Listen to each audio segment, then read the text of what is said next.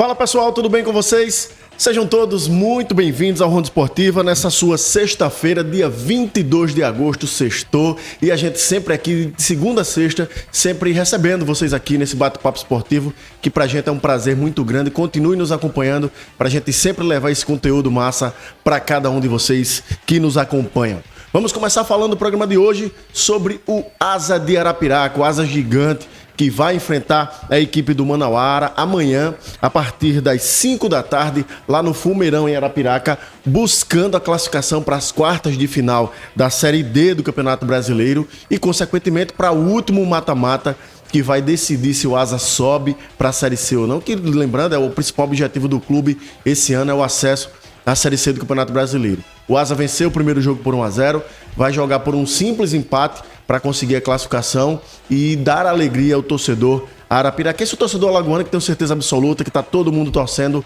por esse acesso do Asa de Arapiraca. Os ingressos estão à venda para a partida lá na bilheteria do Fumeirão. Quem é sócio paga R$20 na arquibancada inferior e a outra categoria de sócio paga R$50 na arquibancada superior. Aliás, é uma categoria de sócio só. R$20 a arquibancada inferior e R$50 a arquibancada superior. Para quem não é sócio, a arquibancada inferior, a meia entrada é R$30 e a arquibancada superior, R$60. Estão aí os ingressos à venda. Tenho certeza que o Fumeirão vai estar lotado para esse jogo decisivo do Asa de Arapiraca amanhã, né? Eu ia dizer no próximo sábado, mas na realidade é amanhã. A arbitragem para esse confronto já está definida e Marco Souza vai colocar na tela aí para a gente acompanhar. O trio de arbitragem será todo paranaense. O árbitro será Paulo Roberto Alves Júnior. O assistente 1, Roberto Rivelino dos Santos Júnior. O assistente 2, Bruno Fernando Aparecido Rowling. O quarto árbitro será o alagoano José Jaini Oliveira Bispo.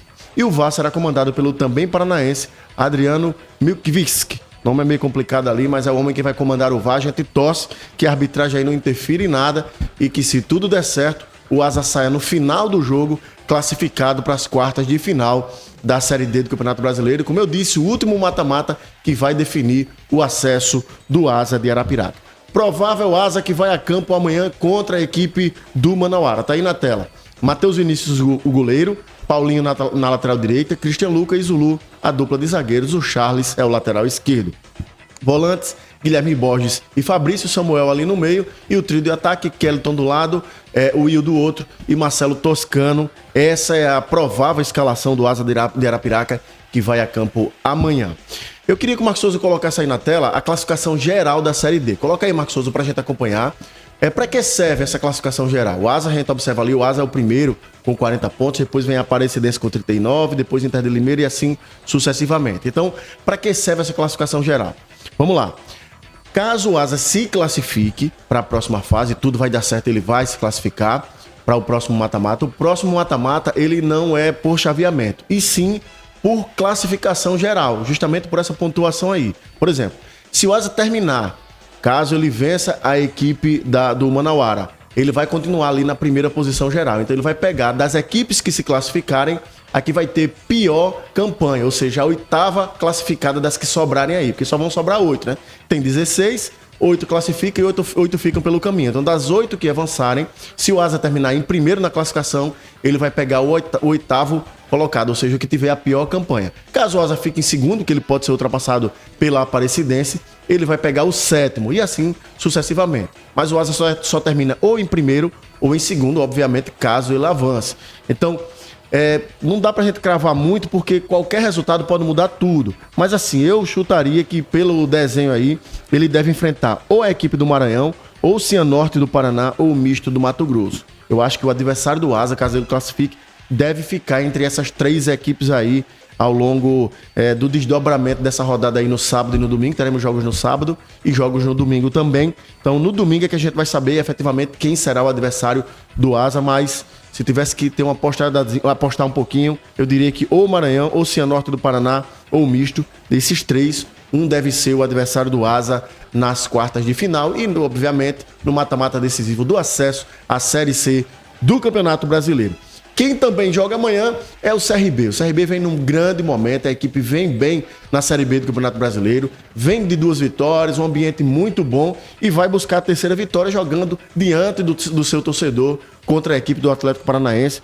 O Marcos Souza vai colocar na tela aí. Jogo amanhã, 8h30 da noite. O horário não é muito bom para um sábado, mas eu tenho certeza que por conta do momento do Galo, da empolgação que o torcedor regatiano tá, tenho certeza que vai lotar o Rei Pelé. CRB e Atlético Paranaense amanhã, 8h30 da noite, no estádio Rei Pelé. Ingressos à venda também, Marcos Souza vai colocar na tela pra gente acompanhar. Arquibancada baixa, R$15 a meia. Arquibancada alta curva e também a grande arquibancada, R$25 a meia entrada. Já as cadeiras custam R$150. Tá aí o preço dos ingressos, como eu disse. Certeza que teremos Rei Pelé lotado para esse jogo decisivo. O Atlético Paranaense é um adversário com uma camisa muito pesada, mas não vem bem na Série B do Campeonato Brasileiro. Tinha muita expectativa de ser uma das equipes que garantisse o acesso, mas não vem bem, está mais pro meio da tabela ali para baixo. E inclusive tem a pior defesa da competição, e o Galo pode explorar essa fragilidade defensiva da equipe do Atlético Paranaense e quem sabe fazer o resultado que lhe interessa, garantir a terceira vitória seguida e marchar rumo aí o G4 da competição. Provável Galo que vai... Desculpa, a arbitragem foi definida, a gente vai colocar aí na tela pra gente acompanhar, tá aí. O árbitro será o carioca Wagner do Nascimento Magalhães. O assistente 1, também carioca, Luiz Cláudio Regazzoni. O assistente 2, carioca também, Daniel de Oliveira Alves Pereira. O quarto árbitro é o alagoano Viomar Santana de Oliveira. E o VAR será comandado pelo paulista Adriano de Assis Miranda. Agora sim, provável escalação do CRB que vai a campo hoje à noite, aliás, amanhã à noite, contra a equipe do Atlético Paranaense. Está aí na tela para a gente acompanhar. Matheus é o goleiro. O Everton na lateral direita, Henry e Alemão a dupla de zaga. Lembrando que o Alemão teve um problema muscular aí a semana, se machucou e pode ser que não vá mais. Informações de bastidores dão conta que o Alemão vai para o jogo. Na lateral esquerda, Matheus Ribeiro. Dupla de volantes, Meritão e Christopher. O Daniel vai na meia e o ataque, Baggio de um lado, Tiaguinho do outro e Mikael é o centroavante do Galo para essa partida. Essa deve ser a escalação do Galo da Praia para o jogo de amanhã. Classificação na tela para a gente entender o cenário e ver como as coisas estão para o Galo da Praia. O CRB está exatamente no meio da tabela, o 10º, colocado ali com 31 pontos. O Galo está nesse momento a 5 pontos do G4. Obviamente, ele vencendo, ele vai ficar muito próximo. Tem os outros jogos que vão... Pode ser que um outro time vença e aí ele não vai ficar na 5ª posição, por exemplo. Mas é importante vencer para se aproximar ali do G4 e ficar bem nessa tábua de classificação. E quem sabe, na próxima rodada vencendo, aí sim, o Galo tem grandes chances, se conseguir, obviamente, essas 2 vitórias seguidas, tem grandes chances sim de entrar no G4 e essa é a nossa torcida. Então, classificação completa aí pra gente acompanhar. O Coritiba é o líder com 42 pontos. Segundo é o Goiás com 41. O terceiro é a Chapecoense com 37. O quarto é o Novo Horizontino com 36. Terminasse agora a classificação, a Série B. Esses seriam os 4 equipes classificadas para acessar, na realidade, a Série A do Campeonato Brasileiro. O quinto é o Remo com 34. Sexto, Vila Nova com 33. Sétimo, Criciúma também com 33. Assim como o oitavo, Avaí também tem 33 pontos. O nono é o Cuiabá com 32, CRB é o 10º com 31. 11º é a Ferroviária com 29, 12º o Operário com 27, com 27 também o Atlético Paranaense, adversário do Galo, que é o 13º, assim como o Atlético Goianiense, que também tem 27 e é o 14º.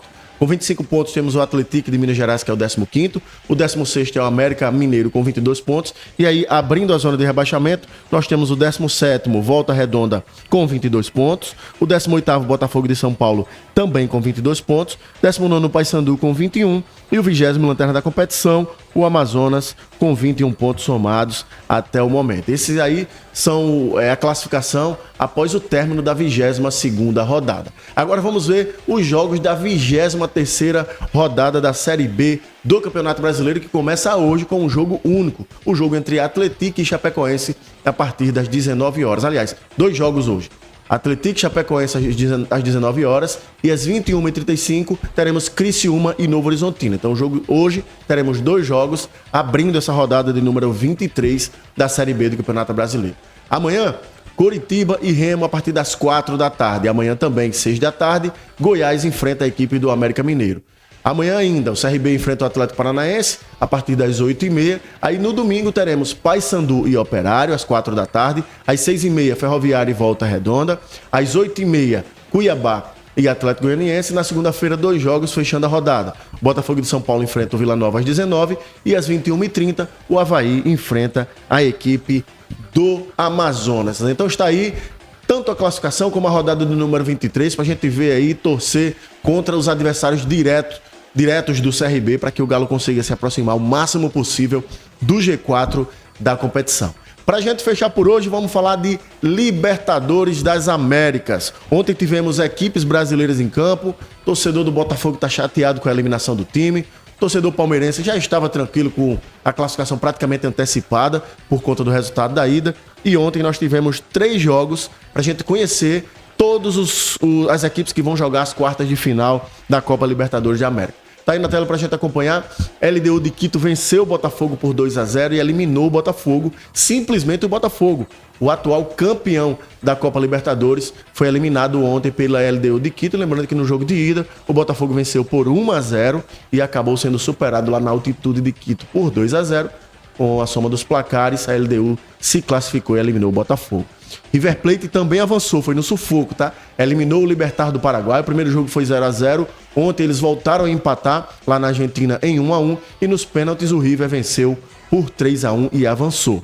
E a equipe do Palmeiras empatou com o Universitário do Peru em 0-0. O jogo da ida, o Palmeiras havia vencido fora de casa por 4-0, então estava muito tranquilo.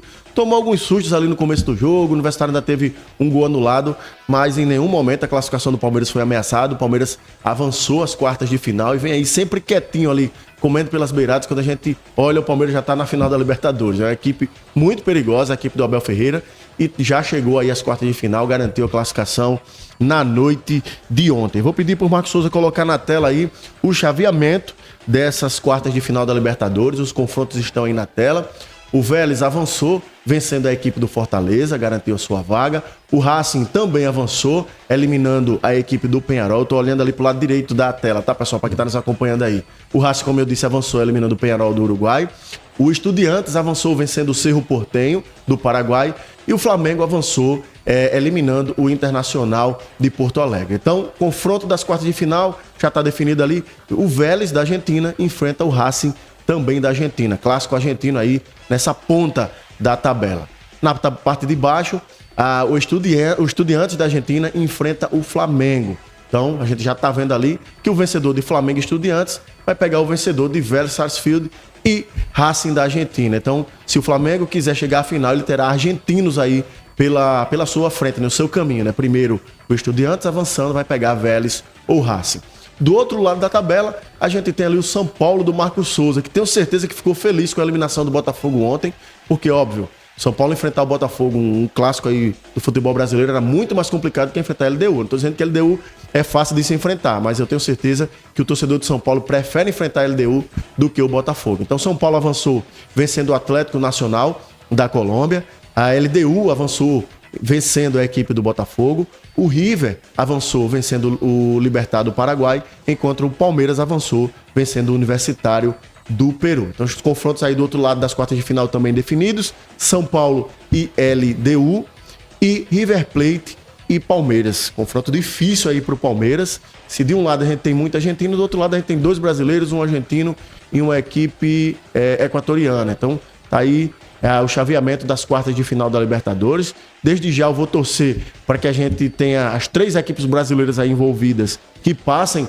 para as semifinais, que já pensou a gente com 3 equipes brasileiras e um argentino. Tenho certeza que a gente ia mais uma vez ganhar o título da Libertadores. Os argentinos estão mordidos, né? Porque de 2019 para cá, as equipes brasileiras venceram seguidamente a Libertadores. Então, eles estão tentando de todas as formas aí quebrar essa hegemonia brasileira e tem grande chance, né? Tem 4 equipes argentinas contra 3 brasileiras nessa fase aí da Libertadores. Fica aqui a nossa torcida por São Paulo, Palmeiras e Flamengo, que a gente tenha, quem sabe, mais uma final brasileira e um título brasileiro nessa sequência de Libertadores. Por hoje é só, meus amigos, um grande abraço a todos. Segunda-feira eu tô de volta trazendo muita informação do esporte para todos vocês. Um grande abraço, meus queridos. Valeu!